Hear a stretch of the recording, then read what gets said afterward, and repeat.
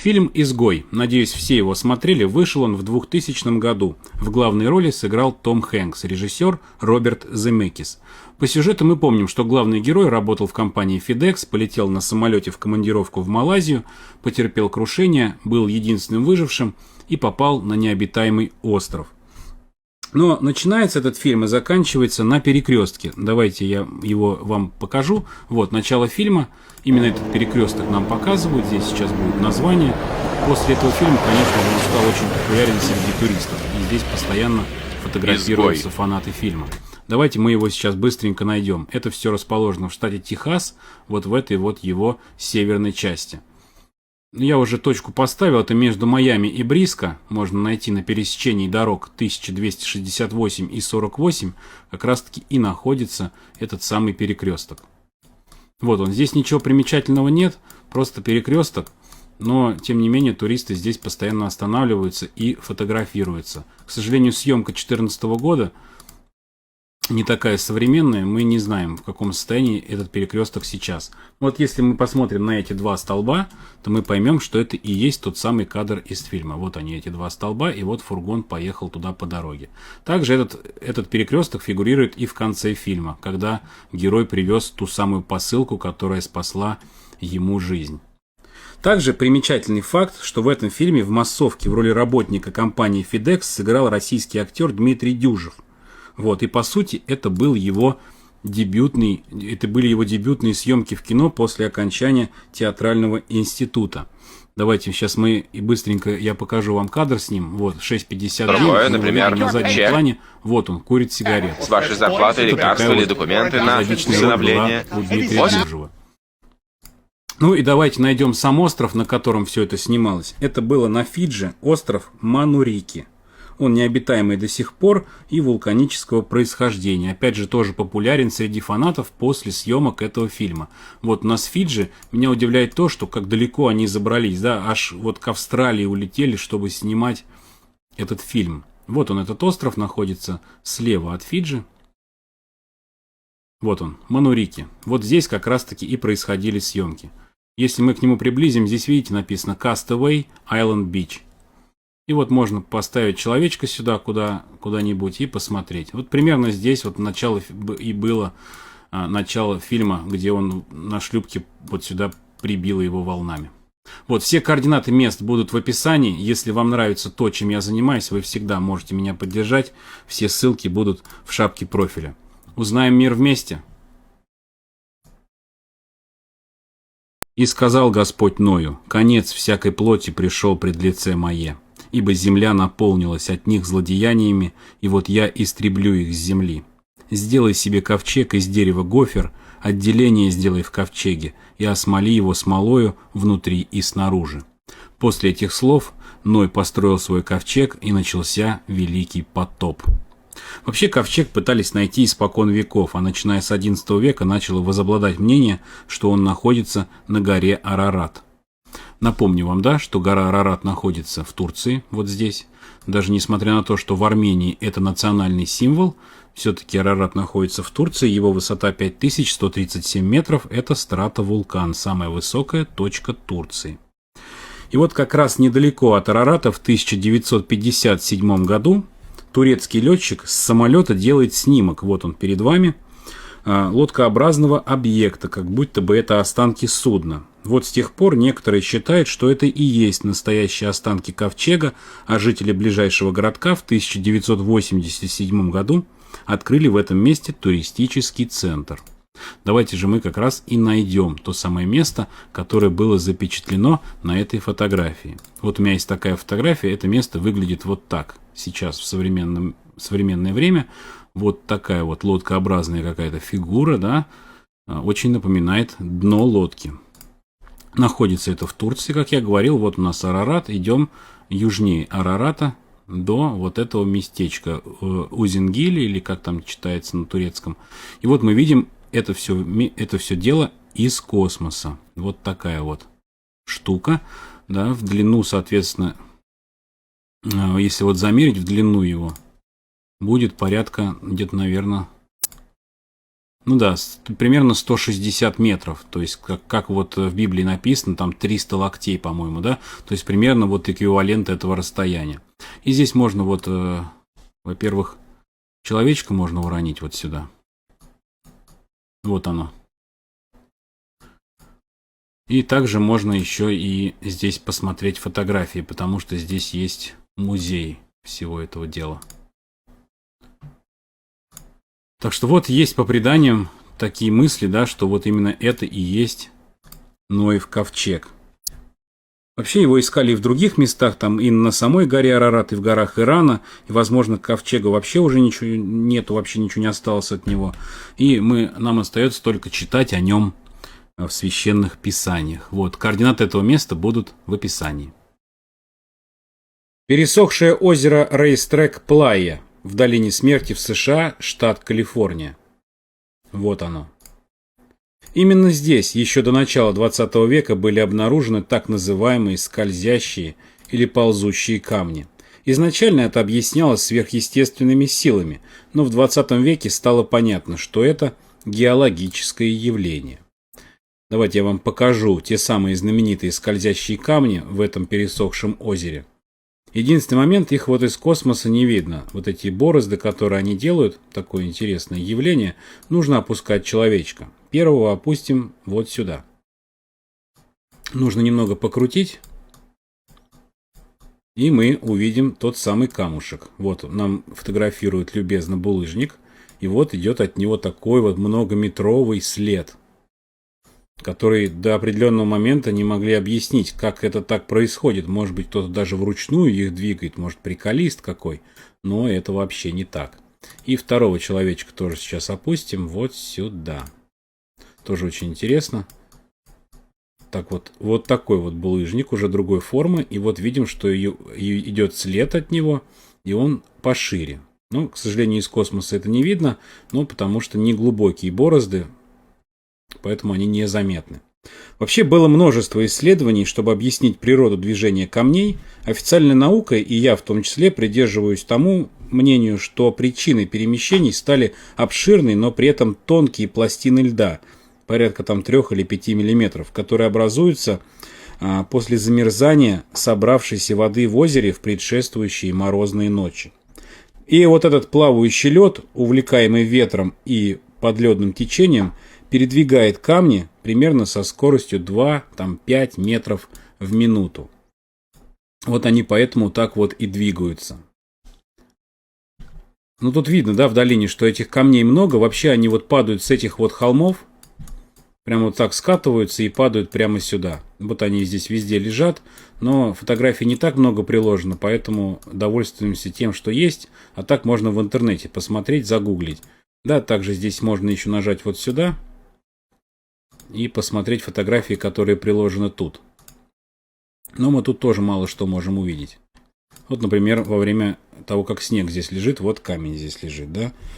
Вообще следы от передвижения сохраняются примерно 4 года, а само явление, такое явление, как движение камней, происходит один раз в 2 или 3 года.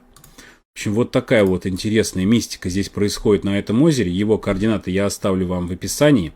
Но если вам нравится то, чем я занимаюсь, вы всегда можете меня поддержать. Все ссылки в шапке профиля. Узнаем мир вместе. Смотрели фильм «Чужой»?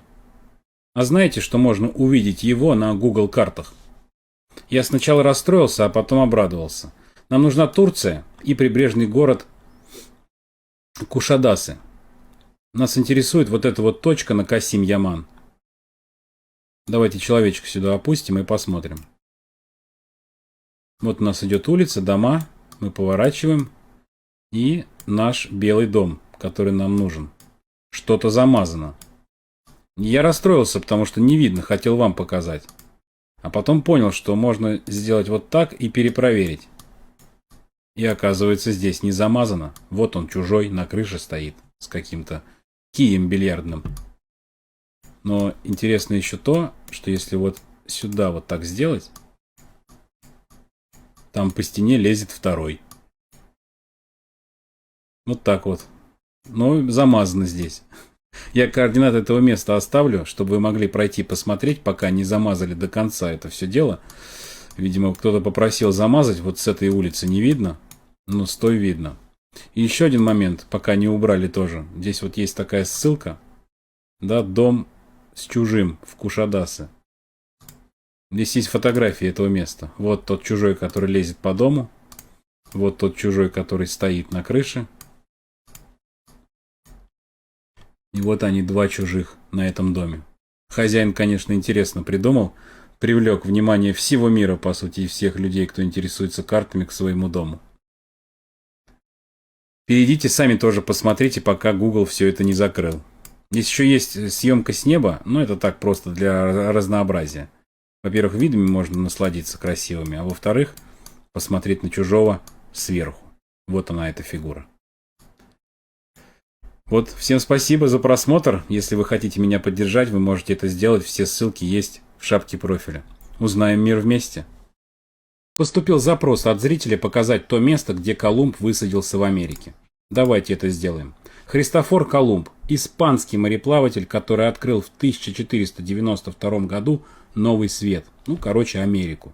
К ее берегам он совершил 4 плавания. Я вам расскажу про первое и третье. Первая экспедиция была совершена на 3 кораблях. Участники плавания открыли Багамские острова, Кубу и остров Гаити. А впервые на американскую землю он высадился на Багамском острове Сан-Сальвадор, который сам же так и назвал, в Карибском море.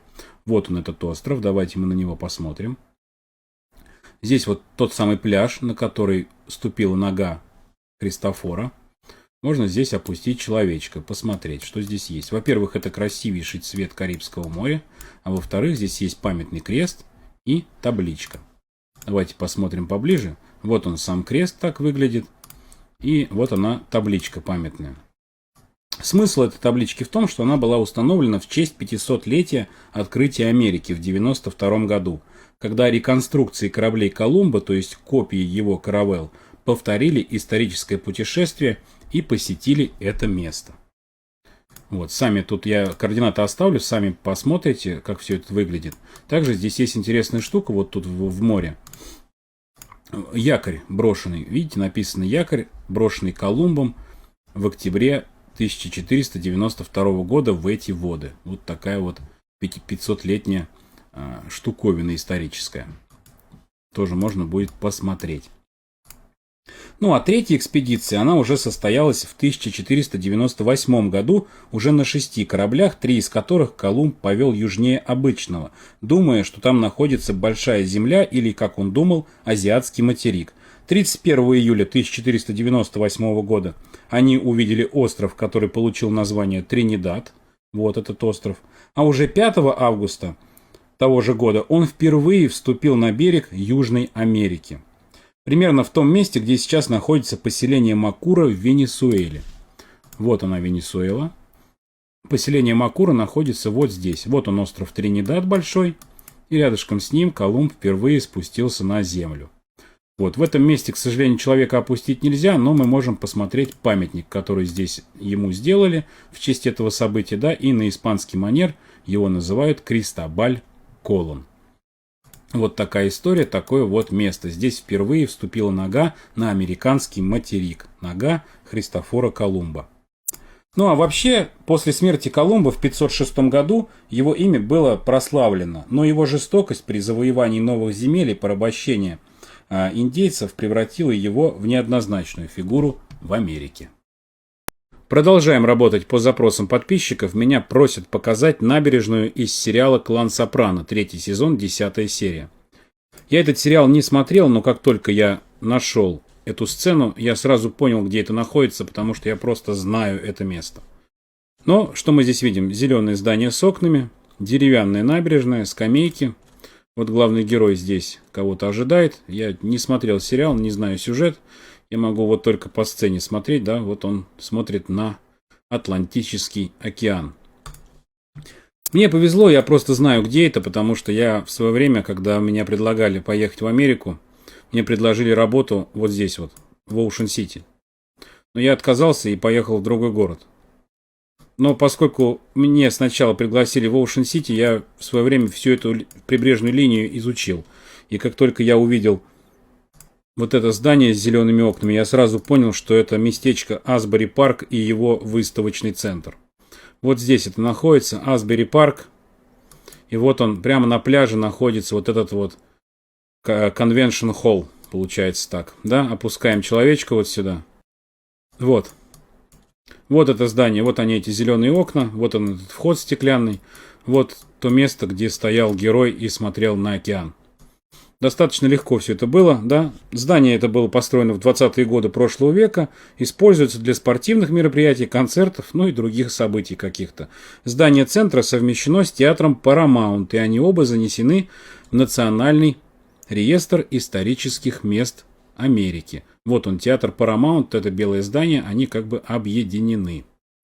Вот эта набережная здесь, можно побросать человечка здесь куда-нибудь, посмотреть. Это старые снимки 17-го года, да? Ну вот мы видим узнаваемые зеленые окна, зеленые витражи и зеленая входная группа.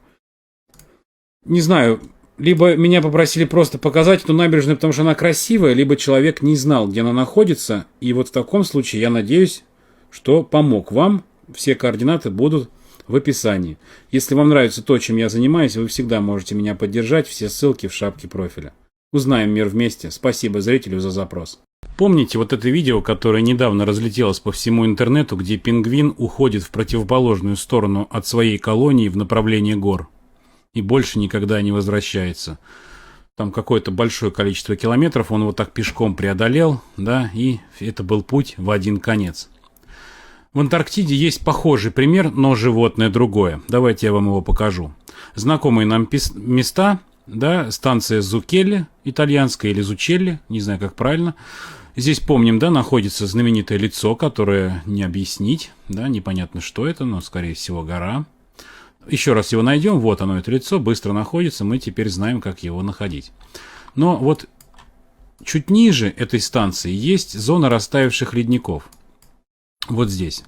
И здесь в свое время тоже были люди, и можно здесь опустить человечка. Давайте это сделаем и посмотрим, что будет тут. Вот, например, здесь. Во-первых, впечатляет масштабы Антарктиды, да, ее неопознанность, ее недоступность.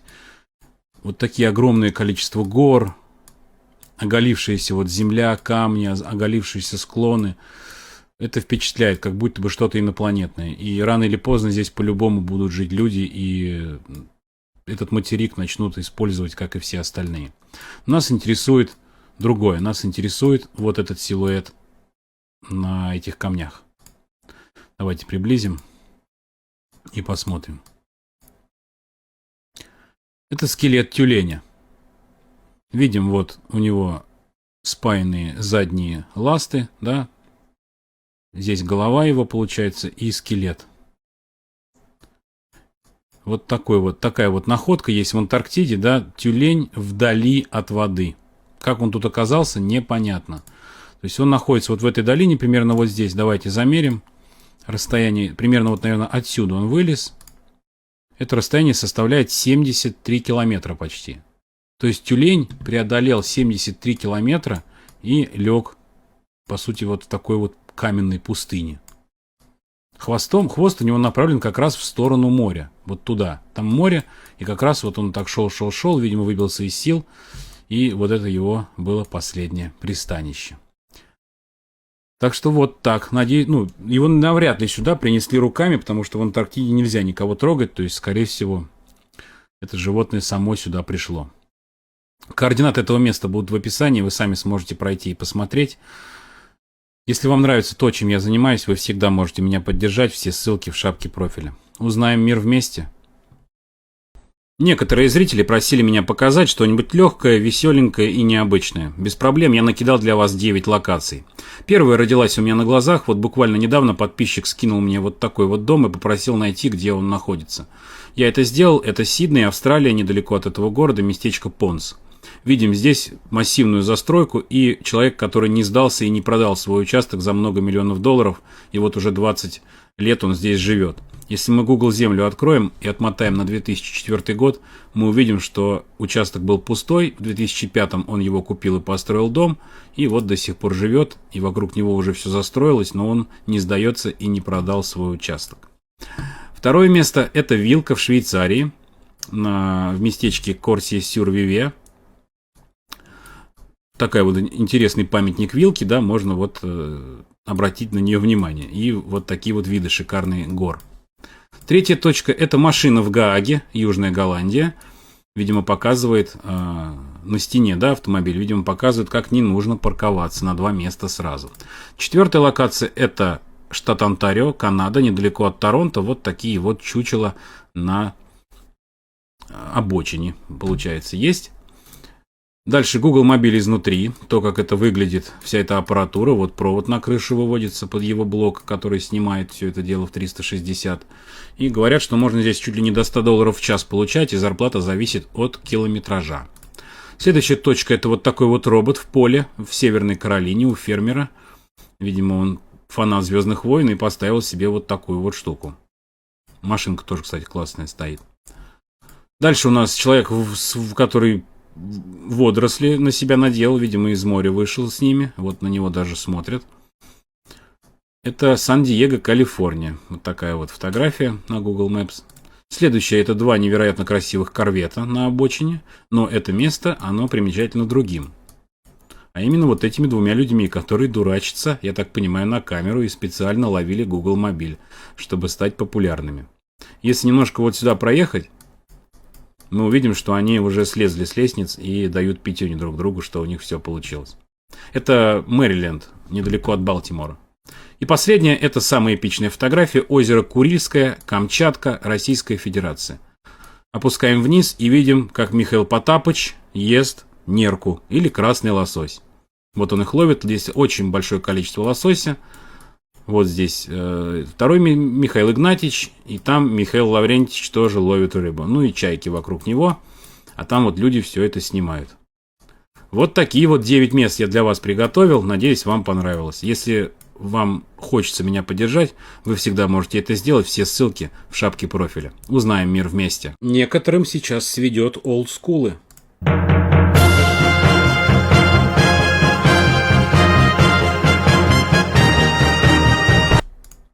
Все верно, это форт Бояр. Каменный форт, расположенный у Атлантического побережья Франции в проливе Антьош. Начали строить его еще при Наполеоне I в 1801 году, а закончили только в 1857. Давайте найдем, где он находится. Это все просто делается. Нам нужен город Нант, Бискальский залив. Идем южнее, получается, до местечка Ля-Рошель. И здесь-то вот как раз в проливе посередине и находится тот самый форт Бояр. Кстати, интересный факт по поводу этого пролива. Именно через него Наполеон Бонапарт пытался сбежать в США. Вот здесь вот. Но сдался из-за блокады англичан, которые его схватили и отправили на остров Святой Елены, где он и скончался. Видео об этом есть у меня на странице. Давайте мы посмотрим на несколько фотографий форта Бояр отсюда. Да, здесь есть вот такие обычные фотографии, сделанные как бы и выложенные. Еще можно здесь опустить человечка и вокруг него как бы тоже поплавать. Водятся экскурсии, вот туристов возят на лодках. Можно посмотреть на этот форт вот отсюда, как он выглядит. Вообще форт Бояр быстро устарел в военном плане и получил статус бесполезного. Ну, получается, зря строили. С 1870 года он использовался как военная тюрьма, а в 1913 форт был выведен из состава армии, и его орудия были распроданы. Но все мы знаем этот форт по игре, Форт Боярд, да, изначально французы первые начали здесь играть, начиная с 90-го года, они отсняли аж 327 эпизодов, а уже с 98-го года там начали снимать российскую передачу, и было сделано 84 выпуска. Напомню, да, что цель игры – это охота за сокровищами форта, где команда должна была добыть 8 ключей, отпирающих сокровищницу. И вот, кстати, помните Паспарту, да? Знаменитого карлика Паспарту играл актер Андре Буше. Вот так он выглядит. У него 120 сантиметров роста, и на данный момент ему 58 лет. Вот, ну, еще раз посмотрим на этот форт. Да, на данный момент форт активно восстанавливают. Вот, и обещают, что к 2028 году планируется впервые открыть этот форт для туристов. Поэтому, кто будет во Франции, в течение нескольких лет у вас будет возможность посетить это место. А так, координаты я оставлю, самостоятельно зайдете, посмотрите и ознакомитесь с теми фотографиями, что здесь приложены. Всем большое спасибо. Если вам хочется меня поддержать, вы можете это сделать. Все ссылки в шапке профиля. Узнаем мир вместе. Поступил запрос от подписчика показать место аварии принцессы Дианы. Давайте это сделаем. Принцесса Уэльская Диана, член британской королевской семьи, первая жена ныне правящего короля Карла III. Раньше мы его знали как принца Чарльза, он же старший сын Елизаветы II, которая умерла в 22 году. Общественная деятельность Дианы и ее стиль в одежде сделали ее международной иконой, а в последующем ее стали называть самым фотографируемым человеком в мире. В интернете вы можете найти массу ее фотографий в различных нарядах. К сожалению, она погибла в ночь на 31 августа 1997 года в Париже. Ей было 36 лет. Давайте найдем то самое место, найти его несложно. Нужен Париж, находим Марсово поле и, по сути, второй мост направо. Нам требуется это мост Альма. Под ним существует туннель, в котором все и произошло. Вот я точку уже поставил, сейчас мы опустим сюда человечка. Вот он, въезд в этот туннель, где все случилось. Вот у меня есть фотография с места событий. Вообще изначально вот на такой машине они двигались, да? Как это, Кабан называется, Мерседес. И вот что с ним стало. Это вот с места аварии. Получается, в машине было 3 пассажира и водитель. Диана со своим возлюбленным по имени Доди Аль-Файет, водитель Анри Поль и телохранитель Тревор Рис Джонс. В аварии сразу погибло 2, Диану увезли медики, но спасти, к сожалению, не смогли. Выжил только телохранитель, который получил тяжелые травмы. Давайте поближе посмотрим место аварии. Получается, что, двигаясь на высокой скорости, они врезались в 13-ю опору туннеля. Как раз вот мы сейчас правильно смотрим, вот с этой стороны они въезжали. По официальным данным, водитель был нетрезв и потерял контроль над машиной. И вот что, скажем так, примечательно для этого места, отсчитав ровно 13 колонн, на 13-й колонне, здесь плохо видно в туннеле, может быть это специально сделали, на 13-й колонне портрет Дианы. Именно вот здесь все и случилось, именно сюда они врезались.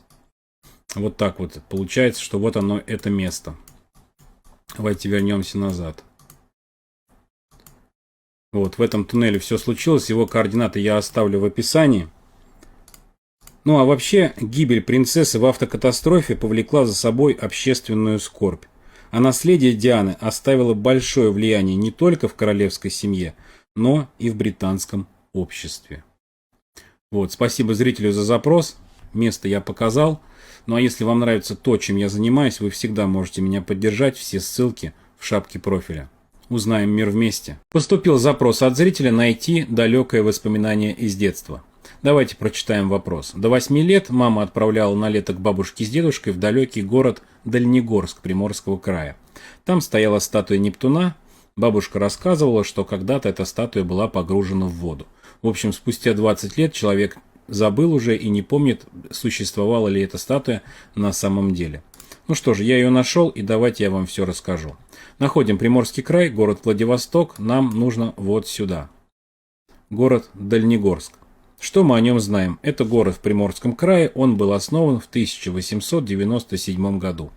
Это самый восточный и самый высокогорный город Приморья. Высота у него доходит до 800 метров над уровнем моря. Изначально это был поселок, и он назывался Тетюхи, что с китайского переводится «долина диких кабанов». Вот у меня есть изображение этого поселка Тетюхи, да, вот такие несколько домов среди гор, вот, и такие вот деревянные постройки здесь находятся.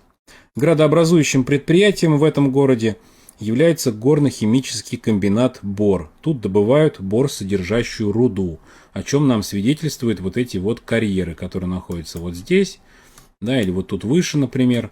То есть здесь как бы, получается, добывают руду. По данным на 25 год в городе проживает чуть более 30 тысяч человек. То есть город, ну, достаточно такой средненький. Люди здесь живут и работают, видимо, вот на этом предприятии. Что здесь еще такого интересного есть? Я вот так посмотрел, пробежался, да. Тетюхинский водопад здесь есть, который нам Напоминает о том, что раньше этот город назывался по-другому, да? Вот такой вот водопадик. Также можно еще, по-моему, вдоль дамбы здесь, вот вдоль водохранилища есть такая вот точка обзора, да, интересная. Вот такая красота здесь есть, места такие, можно сказать, дикие. Ну и приближаясь к нашей теме, да, по поводу статуи Нептуна, я начал гулять по городу и искать, да, ну, естественно, у нас окрестности это водохранилище, понятное дело, и я увидел, что от него отходит речка вот эта вот. Вот здесь течет река, и вот в старом русле, да, мы видим его, вот оно, это русло, я увидел тень, вот эту. И я не понял, что это такое, потому что здесь нельзя опустить человечка. Пришлось воспользоваться Яндексом. Приближаем это место на Яндексе. И что мы видим? Написано Нептун. Ну вот и все, на этом поиск и закончился. Потому что есть фотографии этого Нептуна. Да, их всего две, но тем не менее, вот он так его перекосило. Но это тот Нептун. И понятное дело, что он сейчас не затоплен, но если приоткроют заслоночку, его затопит. Надеюсь, я зрителю помог. Спасибо большое за запрос. Дело сделано. Поступил запрос от зрителя найти остров с маяком из фильма «Убежище» 26 года с Джейсоном Стейтемом. Известно одно, что съемки происходили на Шетландских островах. Давайте найдем Шетландские острова. Вот они находятся здесь, между Фарерами и Норвегией. Но я вас разочарую, съемки происходили не здесь. И сейчас я объясню почему. Вот у меня есть кадр из фильма. Мы видим, с чем работать. Да, это пляж, домик на пляже и маяк. Также на официальной странице Джейсона Стейтема он выложил фотографию, где сзади у него на фоне вот такая вот стена. По ней-то и понятно, что это черный замок в местечке Уиклоу, который находится в 60 километрах от Дублина, Ирландия. И давайте найдем это место. Вот я его нашел. Это получается Дублин, вот здесь. Идем южнее до города Уиклоу. Тут и находится тот самый пляж и тот самый замок. Вот. Мы видим фотографию. Вот это, видите, пробоину вот здесь. Вот она же на фотографии Джейсона в Инстаграме. Немножко про этот замок расскажу. Вообще эти земли в 1176 году получил в собственность барон Морис Фицджеральд. В том же году он умер, так получилось, а замок достраивала уже его семья. И как раз его сын Джеральд Фицморис со своими 5 братьями и сестрой основал известную династию Фицджеральд Фицморис, которая сыграла важную роль в истории Ирландии. Вот, вообще это красивейшие места, здесь много шикарных фотографий, но интересно то, что пользователи, да, вот фотография, например, этого пляжа, вот мы видим этот замок черный, здесь выложены фотографии со съемочной площадки, видите, вот они, как раз из этого фильма. Вот маяк, вот он, отстроенный. И здесь все загорожено забором, и вот здесь вот табличка висит. Сейчас я постараюсь ее быстренько найти, чтобы мы могли посмотреть, что на ней написано. То есть здесь вот люди, кто живут там, они выложили фотографии съемочной площадки. Вот она. То есть дом, где жил герой, маяк. Мы видим черный замок на фоне. И вот написано, что нельзя заходить, да, с 20 января 25 по 28 марта 25. Именно в эти даты происходили съемки. Вообще сам замок часто менял владельцев и постоянно подвергался нападениям. В 1645 году замок полностью сожгли, а через год его полностью разрушили. Вот такая вот история с этим замком. Так что съемки происходили вот здесь. И вообще у этого городка есть сайт, на котором выложили вот такие красивейшие фотографии, которые можно использовать вообще как фон для рабочего стола. Видите, вот так вот все красивенько здесь. Вот, вообще шикарно. Так что теперь вы знаете, где происходили съемки. Надеюсь, вам понравилось. Если вы хотите меня поддержать, вы всегда можете это сделать. Все ссылки в шапке профиля. Узнаем мир вместе. Поступил запрос от зрителя рассказать про кладбище кораблей в Каракалпакии. Я так понимаю, речь идет про город Муйнак. Давайте его найдем. Вот этот город находится здесь, примерно в 200 километрах от города Нукус. Пару слов про него. Муйнак – это город в автономной республике Каракалпакстан в Узбекистане. Основанный в 1963 году, он был процветающим портовым поселком на берегу Аральского моря. Благодаря рыболовецкому бизнесу, конечно же. Когда-то здесь курсировали торговые и рыбацкие суда, но примерно 60 лет назад город пережил серьезную экологическую катастрофу. Арал ушел. Сложно представить, что раньше этот город находился на берегу моря, но это было так. Но теперь Аральское море на картах выглядит следующим образом. У меня вот есть даже, получается, снимки карт там, с 60-летней давности. Мы видим, как Аральское море существовало тогда. Да? Вот он, Муйнак, вплотную прям к нему примыкало это Аральское море. А сейчас это все выглядит вот таким вот образом. У нас осталось только вот маленькая часть Большого Аральского моря и Малое Аральское море. Вообще уровень воды в этом море всегда подвергался значительным колебаниям. Но ирригационные проекты СССР по снабжению водой хлопковых полей ускорили его высыхание. И отвечая на ваш вопрос, да, хлопок устойчив к соли в нужных количествах. Теперь мы видим на месте Аральского моря вот такое белое пятно. Оно составляет примерно 54 тысячи квадратных километров, и здесь сформировалась пустыня, даже песчано-солончаковая пустыня под названием Аралкум. Возвращаясь к этому городу, в 60-е годы 20 века, как я говорил, Аральское море начало отступать от Муйнака на сотни километров. И сегодня ржавые корабли и катера стоят прямо посреди песков и превратились в достопримечательность на карте. Вот оно, соответственно, то самое знаменитое кладбище кораблей в Муйнаке. Вот они стоят здесь, да, мы видим прибрежные, вот эта зона, да, то есть раньше было море вот на такой вот высоте, то есть глубина позволяла на таких кораблях и суднах передвигаться по морю. А теперь здесь вот пешеходная зона, и можно осматривать это кладбище кораблей. Ну, здесь их немного, конечно. Также здесь есть еще монумент Аральское море, называется, да, тут есть еще вот фотографии кораблям этим, и монумент Аральское море, оно как раз-таки сделано в честь ухода, скажем так, да, Аральского моря оттуда. Вообще в Муйнаке теперь организуют даже сафари-туры к берегам оставшегося Аральского моря, то есть можно вот съездить, купить этот тур и съездить к берегам вот этой части Аральского моря, которая осталась. Поступил запрос от зрителя показать тот самый легендарный остров Монте-Кристо из романа Александра Дюма. Давайте это сделаем. Чтобы найти этот остров, нам нужно найти сначала французскую Корсику, вот этот остров, и итальянский Сапог. И прямо ровно между ними, вот здесь в море, и находится этот самый остров. В романе Александра Дюма это реальный необитаемый остров в Тиренском море, ставший ключевым местом сюжета. Напомню, после побега из замка Ив Эдмон Дантес находит там клад, да, спрятанный кардиналом Спада, что делает его сказочно богатым. Дантес после этого берет титул графа Монте-Кристо, что символизирует его перерождение. Вот здесь особо на острове смотреть нечего, да, то есть у него в свое время даже был хозяин когда-то, он вот пытался высадить даже какой-то ботанический сад, да, вот видите, написано. Вообще этот остров, он небольшой, да, 12 квадратных километров и принадлежит Италии. В XI веке здесь поселились монахи, которые бежали от гонений. Ими же вскоре был построен монастырь, который стал притягивать влиятельных лиц Италии. В монастырских тайниках стали скапливаться богатства. Вот, кстати, давайте по поводу монастыря. Здесь вот видны его очертания из космоса, вот он. И, да, вот монастырь святого Мамилиана. Можем на него нажать и посмотреть фотографии этого монастыря. Видим, что он такой старый, разрушенный, да, это XI век. Вот такие фотографии. Вот так вот выглядит с берега, да, это все дело.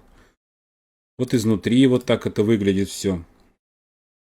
Вот про эти богатства я рассказал, да, именно они стали причиной гибели всех монахов, так уж вышло. В XVI веке алжирские пираты совершили набег на остров, они разорили монастырь, разрушили его, но сокровищ так и не нашли.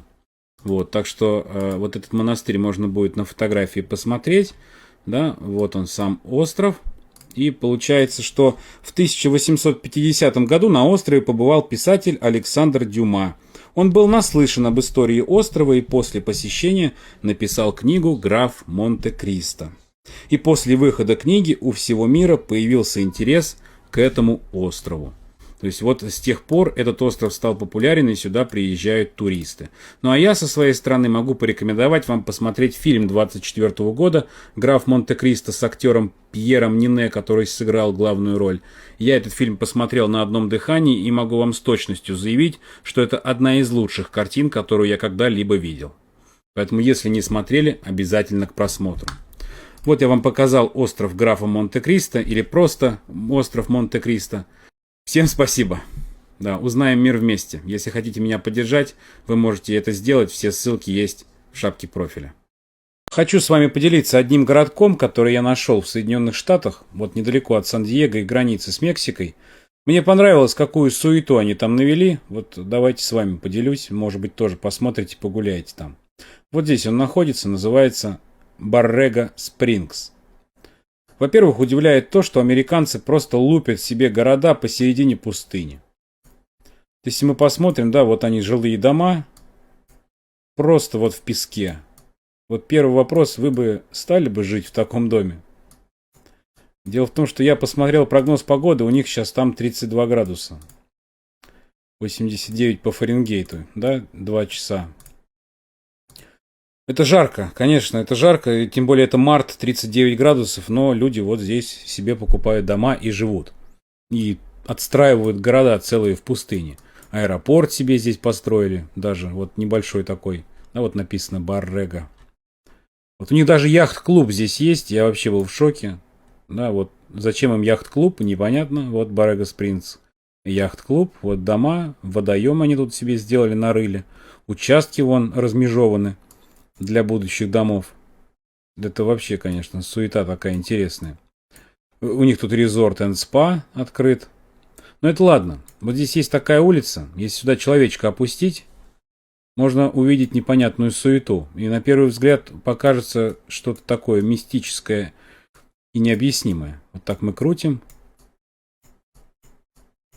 И что это мы тут видим?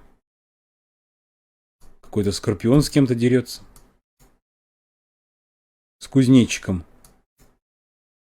Это вот если не знать, то это очень странно выглядит. А если отмотать вот туда, в начало дороги,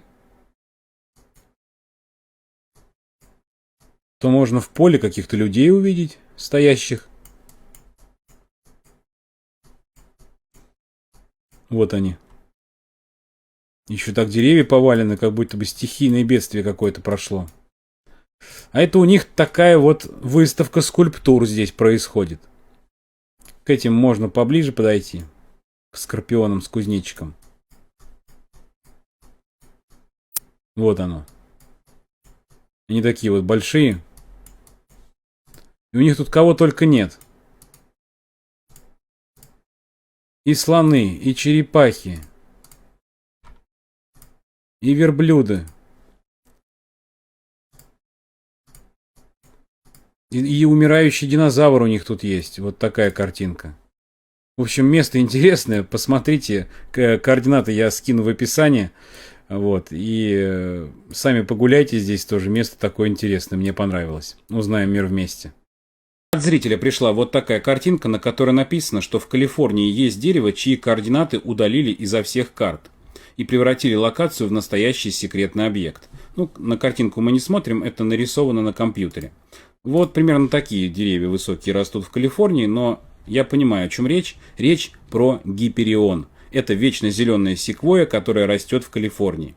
Является самым высоким деревом из ныне живущих в мире.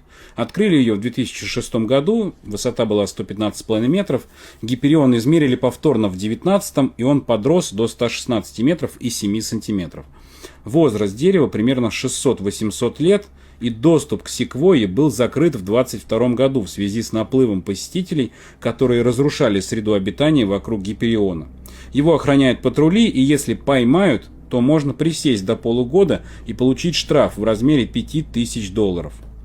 Поэтому в этом видео я ни в коем случае не буду искать это дерево. Просто, допустим, выберем какой-нибудь национальный парк и понравившееся дерево рассмотрим. Ну вот, например, ориентир у нас Сан-Франциско, идем на север. Здесь вот я увидел такой вот Редвуд национальный парк на границе с Канадой недалеко. И поскольку дерево высокое, почему бы нам не заглянуть в рощу высоких деревьев, да? Ну, если дерево выше 2 метров, наверное, оно уже высокое. Поэтому давайте вот какое-нибудь невысокое дерево выберем среди вот этих вот, например, которые нам понравятся больше всего. Вот так вот смотрим. Ну вот, например, ну вот это дерево, например, мне нравится. Да, и если мы вот на Google Земле захотим его посмотреть, можно это сделать, например, да, вот это дерево, почему бы его и не посмотреть здесь. Ну вот оно. Да, то есть дерево, ну, невысокое, это определенно, ну, там, может быть, на пару сантиметров выше, чем моя новогодняя елка. Да, то есть, ну, я бы не сказал, что оно высокое. Я думаю, что выглядит оно примерно вот так, это дерево.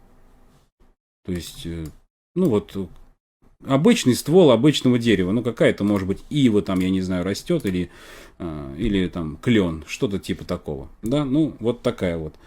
К слову сказать, да, что вот в этом парке, в который мы случайно совершенно попали, растут еще и 3-й, 4-й и 5-й по высоте деревья в мире.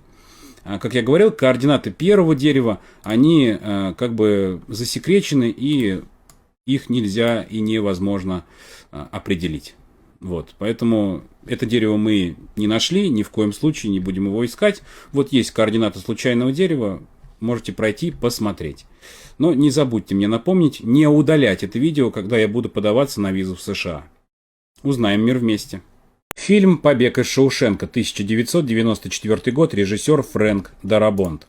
Помните финальную сцену, где Ред и Энди Дюфрейн после долгой разлуки вновь воссоединяются на пляже, и теперь-то их дружба точно будет неостановима. Предварительно до этого Энди под деревом оставил Реду послание, да, он его нашел, и вот, соответственно, после этого приехал с ним навстречу. Видео про то самое дерево есть на странице, эпизод номер 11, найдите, посмотрите. Ну а нас интересует то место, где снималась финальная сцена, мы видим, что вот море и такой вот кусок пляжа, где Энди начищал свою лодку. Это все снималось на американских Виргинских островах, вот они вот здесь находятся, давайте мы поближе приблизимся. Вот на этом острове происходили съемки, это остров Санта-Крус или Сен-Круа в Карибском море. Здесь нам нужно найти вот такой вот аппендикс отросточек, это называется пляж Sandy Point Beach. Здесь-то и происходили съемки. Вот Google сам нам подсказывает, что здесь вот есть Shawshank Redemption Beach Location. Нажав сюда, мы можем посмотреть фотографии с этого места. Вот они такие вот, да, интересные. Здесь такая вот табличка висит, да, Movie Site Shawshank Trial. Такая же табличка, примерно похожая, есть около локации с деревом, которое нашел Ред. Да, и вот видите, написано Ред был здесь, да, то есть такой вот пляж. И мы понимаем, что вот из-за этого поворота Ред вышел, и примерно где-то вот здесь стояла лодка. Здесь можно опустить человечка и посмотреть еще вот так. Ну, съемка старая, 10-летней давности, но мы примерно понимаем, что вот он, этот поворот пляжа. И вот на этом кадре мы видим то же самое, только чуть ниже. Вот он поворот, и где-то примерно вот здесь стояла та самая лодка. И здесь-то и происходили эти съемки. Так что вот теперь вы знаете это место, координаты его будут в описании. Ну а что можно сказать в целом про этот остров? Да, интересные факты. Что первым этот остров посетил Христофор Колумб в 1493 году во время своей второй экспедиции. Тогда на этих землях обитал народ Карибы, и столкновение между ними и людьми Колумба стало первым конфликтом между коренными жителями Нового Света и европейцами. Так что вот такая вот история связана с этим островом. Небольшая историческая справка для вас. Ну, а если вам нравится то, чем я занимаюсь, вы всегда можете меня поддержать. Все ссылки в шапке профиля. Узнаем мир вместе. В этом видео хочу вам рассказать про такое место, как Данакиль. Это впадина на границе Эфиопии и Эритреи, находится в северной части Афарской котловины. Кстати, это то самое место, где когда-то нашли древнейшие останки человека. Вот у нас Эфиопия, вот Эритрея. Нас интересует вот эта вот область недалеко от Красного моря. Давайте посмотрим ее поближе. Вот так это все выглядит с воздуха. Впадина Данакиль является самым жарким местом на планете, если учитывать среднюю высокую температуру на протяжении года. Максимально здесь было 63 градуса, а в течение лета температура никогда не падает ниже 40. И даже вот сейчас, если смотреть прогноз погоды этого места, да, мы видим, что здесь 41 градус, но порывы ветра до 53 км в час и качество воздуха вредное, но это само собой. Давайте посмотрим несколько фотографий отсюда. Вот у нас мы видим написано Далол, да. Ну, кстати, Далол это Вулкан, который здесь присутствует, он дремлющий и породил ряд серных источников ярко-зелено-желтого цвета. Также это место является одним из самых низких на планете, 125 метров ниже уровня моря. Посмотрим несколько фотографий. Вот такая здесь красота происходит. Да? То есть в этом жарком месте вот эта сера выходит наружу, и плюс тут еще находится озеро рядом, солончак, и все это вместе дает вот такие картинки. То есть здесь вот люди фотографируются, даже тут купается кто-то, вот если правильно я нажимаю, вот мы видим эти зеленые озера, которые здесь есть, зелено-желтые. И вот где-то есть снимки, где прям люди, да, вот они, прям купаются здесь. То есть вообще впадина является туристической достопримечательностью, даже несмотря на то, что отсутствуют дороги, которые к ней ведут. Все равно люди сюда приезжают и здесь, соответственно, фотографируются и снимают все это на камеру. И если мы нажмем вот сюда, здесь такой вот есть Blackwater Spring, да, вот видно тоже озеро такое. Мне вот этот дед меня больше всего нравится, который тут изгаляется как может на этом солончаке. У него и такая фотография есть, у него и такая фотография есть. Вот, и вот он с машиной. И вот они что-то уже и кушают, и шашлыки у них тут на этом солончаке. Да, и вот так-то он сфотографировался. Ну, в общем, интересно. Да, и вот такая вот фотография. Вот. А вообще впадина Данакель — это уникальная геологическая область, которая образовалась в месте, где встречаются 3 тектонических плиты. Да, и еще из-за едких газов и жары это место часто называют адом на земле. Но какой же это ад, если буквально в шаговой доступности у вас есть магазин спиртных напитков Матвея Абрамова? Узнаем мир вместе.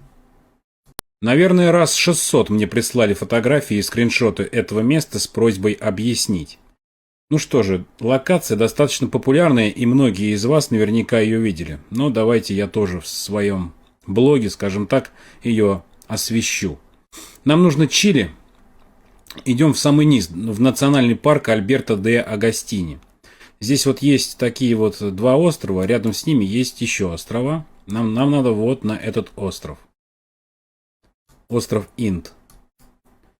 И вот здесь вот на склоне нашли что-то такое интересное.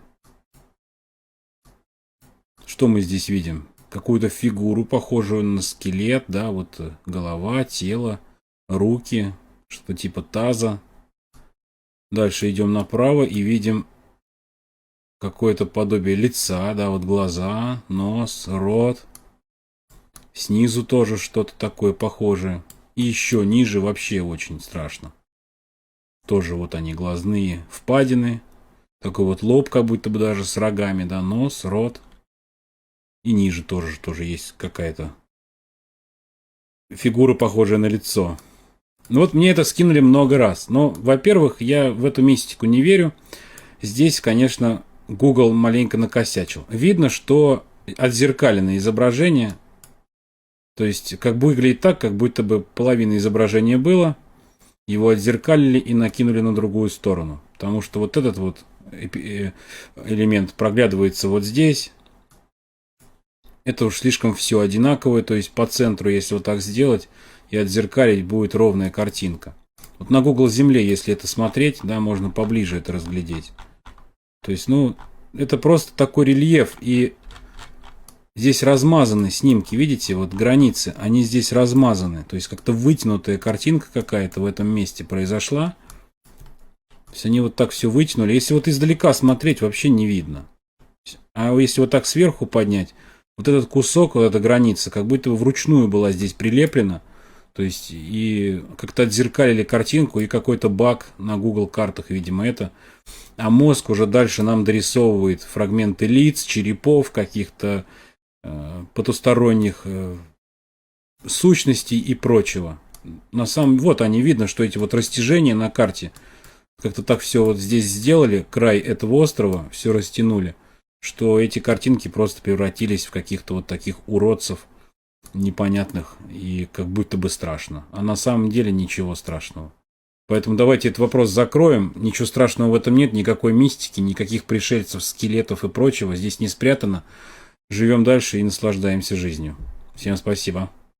От зрителя поступило задание. Давайте его прочитаем. Смогу ли я в городе Николаеве, это Украина, в районе под названием Сухой Фонтан найти статую человека на крыше трехэтажного дома? Давайте это сделаем, потому что я нашел этого человека. Город Николаев, вот он такой. Да, Сухой Фонтан район находится вот здесь, вот недалеко от реки. Я сначала смотрел вот это место, да, как бы справа от дороги получается, от Одесского шоссе. Но вот эти дома, они двухэтажные, они мне не подошли. Вот эти районы, они все новые, здесь высокие пятиэтажные, девятиэтажные дома. И я переместился на береговую линию, вот на эту, где стоят вот такие вот домики, новостройки вперемешку с трехэтажными домами. Вот мы видим здесь на карте. И чтобы время не затягивать, потому что у меня есть еще небольшая история для вас, я нашел этого человека вот здесь. Вот так вот мы, получается, этот дом крутим и поднимаем голову наверх и видим некую скульптуру. И знаете, что она мне напомнила? Она мне напомнила скульптуру «Девушку с веслом». Это скульптура советского периода в стиле соцреализма. Могу ошибаться, но автором этой скульптуры может быть Ромуальд Ромуальдович Иотко, заслуженный художник РСФСР, скульптор. Именно его работы были массово установлены по всему СССР. Одна из таких скульптур раньше стояла в парке Горького в Москве на постаменте. Вот она, эта скульптура, и, по-моему, это вот оно и есть. То есть здесь видно, что скульптура уже старая, развалилась, руки у нее отвалились, но мы видим, что вот здесь есть очертания шорт, нога выдвинута вперед, как вот на этой скульптуре, да, раньше там было вот такое весло, руки вот в таком положении были, но на этой уже, конечно же, непонятно, что это так, но это вот, скорее всего, это именно она, девушка с веслом. Ну вот это уже, кстати, не оригинальная, да, то есть это уже реплика оригинальной, не сохранившейся фигуры, а потом ее переместили в другое место. И вот если мы откроем Яндекс.Карту, то как раз-таки вот здесь вот, в этом месте, мы увидим девушку с веслом, да, в парке Горького в Москве. Тут «Водолаз маяк», есть новая такая композиция, ну и девушка с веслом тоже здесь есть. Ее перенесли вот сюда. Вот она, да, ее с постамента сняли, и вот так она, здесь вот, конечно, жалко, около туалетов стоит. Но я не знаю, находится ли сейчас в каком-то либо месте вообще эта скульптура. Ну, не знаю, вот эта реплика стояла раньше у туалетов, какой год, не могу сказать. Вот, но то, что она там была в парке культуры, это точная информация. Поэтому вот, я нашел эту скульптуру по заданию подписчика. Вот этот дом, это Букский бульвар, дом 5, город Николаев. Спасибо зрителю за запрос. Если вам нравится то, чем я занимаюсь, вы всегда можете меня поддержать. Все ссылки в шапке профиля. Узнаем мир вместе. Я не хотел об этом снимать, но вы настояли. Ну что же, хотите нагнать жути? Давайте это сделаем. Дахма в Мумбаи. Это зороастрийская башня молчания, круглое сооружение, используемое для погребальных практик. Вот он, не Мумбаи у нас в Индии. Давайте мы найдем то самое место, те самые башни молчания. Нам нужно найти залив Бек вот здесь, в Мумбаи, и слева от него есть такой вот холм с деревьями. Здесь-то и находятся те самые 3 башни молчания. Вот, допустим, к первой из них мы приблизимся и немножко посмотрим на нее сверху. Парсы оставляют здесь тела для воздействия солнца и птиц-падальщиков, чтобы не осквернять священные элементы, такие как огонь или земля. Это место закрыто от посещения и остается важным ритуальным объектом для парсийской общины. Нажав вот на фотографию, мы можем увидеть детально, как это все выглядит. То есть мы видим, что вот здесь вот расположены тела, да, и внизу там я чуть позже расскажу. Вообще парсы – это этноконфессиальная группа последователей зороастризма, такая древняя религия, имеющая иранское происхождение. В Индии признана одной из официальных религий, и сегодня большая часть парсов проживает как раз-таки в Мумбаи. И вот здесь у них и происходят эти погребальные практики.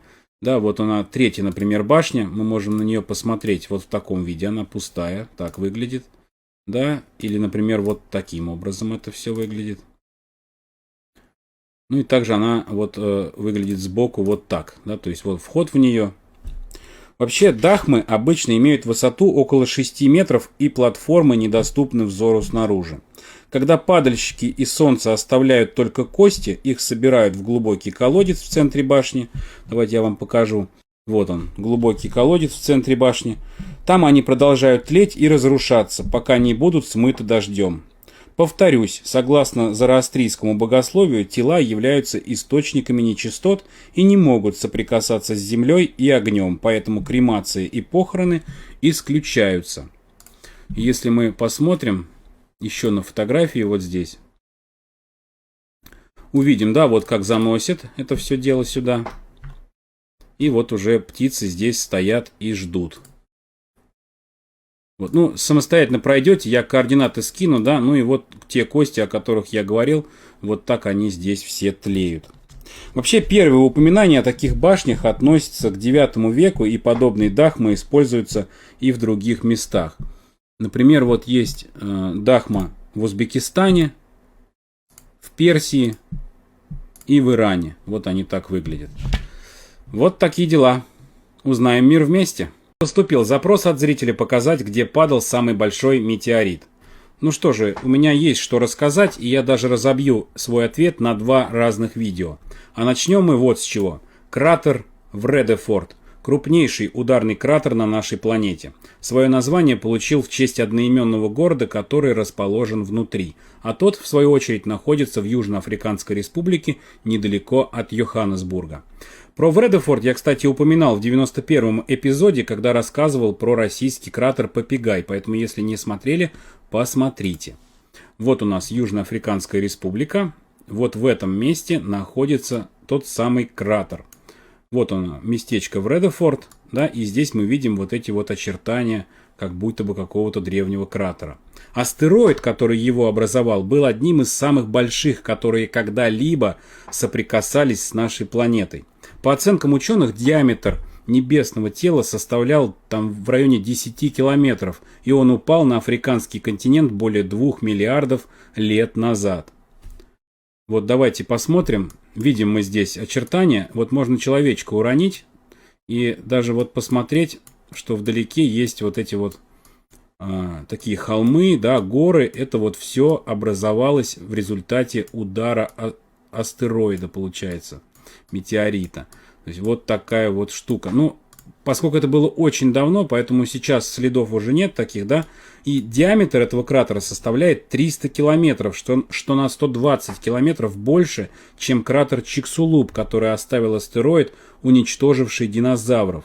Это в Мексике, да, полуостров Юкатан. Таким образом, Вредефорд стал самым большим кратером, вызванным контактом с космическим телом. Вот если мы посмотрим и нарисуем такую линию, то кратер, он примерно, ну, где-то вот такой вот, да, схематично можно нарисовать. И вот это вот все у нас 300 километров. То есть вот настолько он большой. Да, есть информация, что в Антарктиде есть кратер на 500 километров в диаметре, но он до конца не изучен и мешают антарктические льды, которые его покрывают, его изучить. Поэтому на данный момент этот кратер самый большой. Но лучше всего его смотреть, конечно же, на сайте, например, ЮНЕСКО или на других порталах, да, где мы видим вот такие горные породы, которые как будто бы с силой выперло из земли. Да, или, например, вот видим вот здесь, да, тоже что-то выпирает из земли. А вообще, кратер Вредефорд является даже вторым из древнейших кратеров на Земле. Он на 300 миллионов лет моложе кратера Сувьярви, что находится в Российской Федерации в Карелии.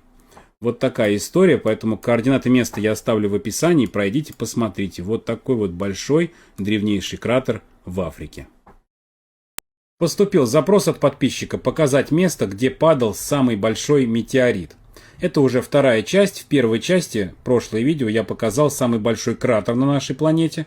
В этом же видео я вам покажу крупнейший из найденных метеоритов. Давайте с ним познакомимся. Вот он. Его зовут Гоба. Он находится в Намибии. Этот кусок железа массой 66 тонн и объемом 9 кубических метров упал примерно 80 тысяч лет назад. Нашли его случайно, потому что кратера не осталось, в 1920 году. Фермер пахал землю и наткнулся на него. Давайте мы найдем его на карте. Вот у нас Намибия. Нам нужно вот сюда. Здесь вот местечко Комбат есть такое. Мария Брон и Хрутфонтейн.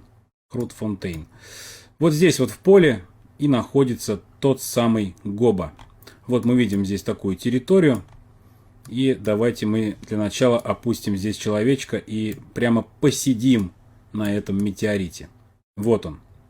Метеорит на 84% состоит из железа, а остальные 16% это никель с примесью кобальта. Интересно, что метеорит никогда не взвешивали, его пытались поднять, но не смогли и решили оставить его на месте падения. Давайте мы посмотрим еще другие фотографии. Здесь вот можно еще уронить человечка на другую точку и посмотреть как бы со стороны на него. Вот такая здоровая штуковина металлическая. Видно, да, по следам, что от него уже отколупали какие-то части. Вот, это все видно. Но вот при этом здесь сделаны вот такие трибуны. И дальше уже можно здесь только вот нажать и смотреть на приложенные фотографии, которые тут есть. Вот, например, как он выглядит на фоне человека. Изначальный вес в 66 тонн это вообще вес условный. А сейчас принято считать, что вес уже где-то 60 тонн этого метеорита, так как небесное тело подверглось вандализму в свое время и научным исследованиям. А сам фермер, который владел этой землей, отписал ее государству, именно вот этот участок, где упал метеорит, и правительство его защищает. В 1955 году Гоба объявили национальным памятником, а ближе к 90-м годам здесь открыли туристический центр, а акты вандализма прекратились. Можно посмотреть вот еще другие фотографии. Вот такие знаки здесь ведут, да, к этому метеориту. Можно вот так вот тоже. Ну, это культурная зона такая уже стала. Здесь вот, видите, даже какие-то собрания проводят. Здесь вот видео даже есть, вот песни ему поют. В общем, место интересное, координаты его будут в описании. Вот, в 2 видео я своему подписчику ответил. Надеюсь, понравилось. Если хотите меня поддержать, вы всегда можете это сделать. Все ссылки в шапке профиля. Узнаем мир вместе. Рубрика «Необычные места» на Google Maps вам в прошлый раз понравилась. Давайте повторим. Я приготовил для вас 5 новых локаций. Первое – Багамские острова. Нам нужно найти остров Уильямс вот здесь. И если мы приблизимся вот в это место, мы увидим сразу 3 разбившихся самолета. Я не знаю, что здесь произошло. Это вам домашнее задание выяснить, что тут такое. Но вот вам Бермудский треугольник. И если мы откроем фотографии этого места, мы найдем все, что угодно, кроме самолетов, но одна все-таки есть. Вот она. Небольшая такая, вот мы видим самолет побольше впереди разбитый и 2 сзади виднеются. Вот такая ситуевина произошла на Багамах. Когда это было, непонятно. Второе место – это остров Старбак на Кирибати.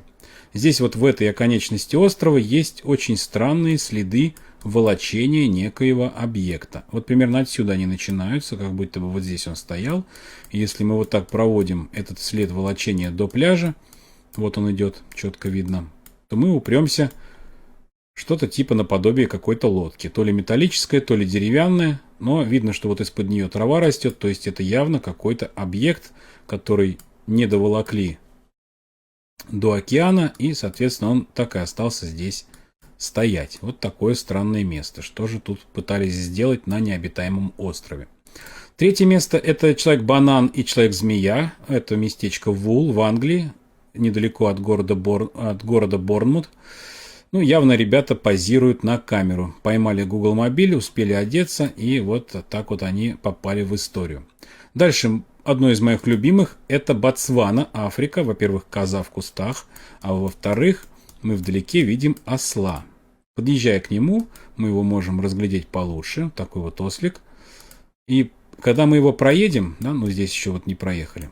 Когда мы его проедем, вот сейчас вот так, и повернем камеру, мы увидим, что осел валяется.